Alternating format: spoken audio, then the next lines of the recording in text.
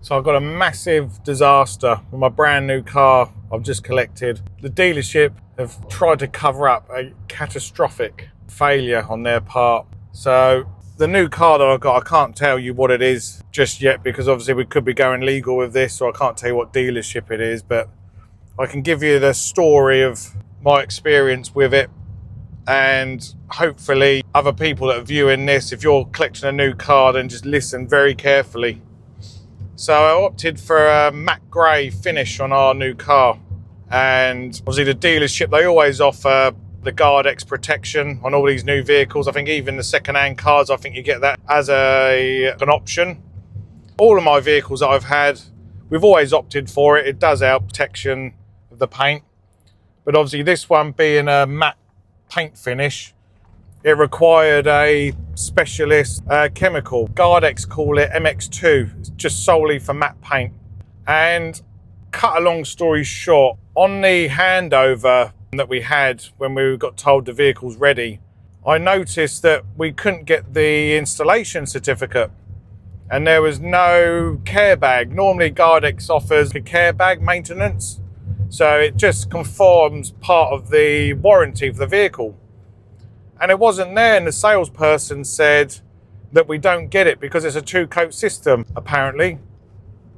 So anyway, after a couple of days, I let it slip. After a couple of days, I went through all the emails, because obviously everything's digital now. Went through the emails and I still couldn't find a certificate. So I emailed saying, could you please just send it over to me just so I know how to look after the vehicle and the paintwork. And I was told it got sent over to somebody else. So then I did a bit of research. I contacted GardX and they confirmed they had actually used the wrong product, and they've installed a GX1, which is for gloss paint finishes. So again, the dealership have done their investigation. Instead of actually putting their hands up and saying, we've messed up, let's try and sort it out. It's been going through all this consumer blooming stuff, and we're now in week 3 of the dispute. And they've admitted that they no longer know what the product is. They can't prove it. Even though the paperwork states it's a wrong product, they're claiming that it could be a documentation error or they have installed the wrong product, but they can't tell me.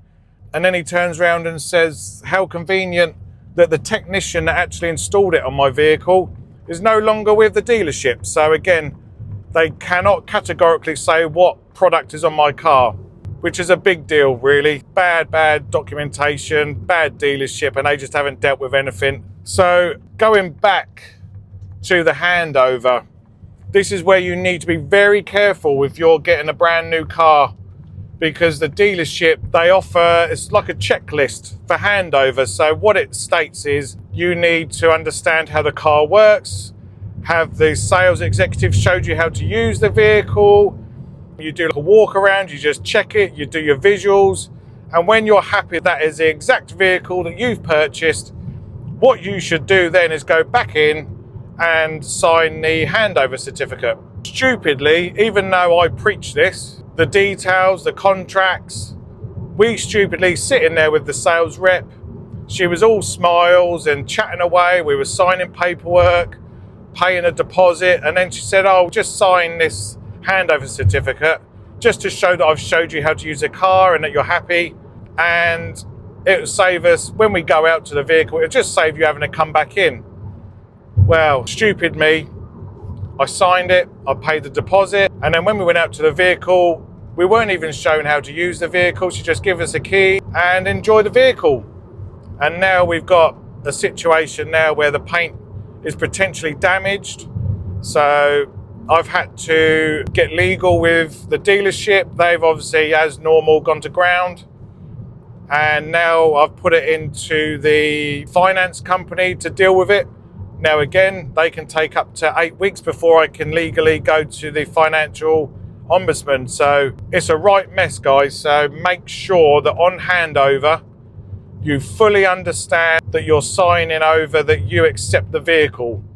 So just be very mindful, check everything, don't get pressured into signing any documentation unless you are happy and you understand everything.